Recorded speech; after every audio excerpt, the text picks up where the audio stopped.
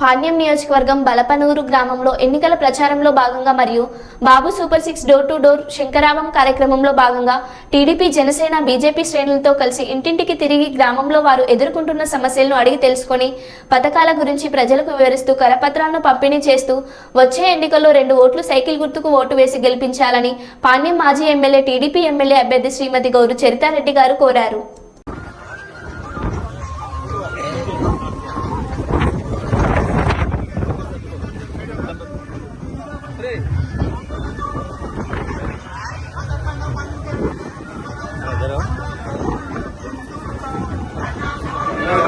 side రానా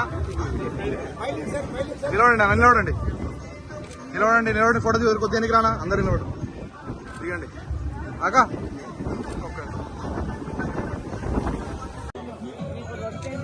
కూడా gas ఇస్తాడు 3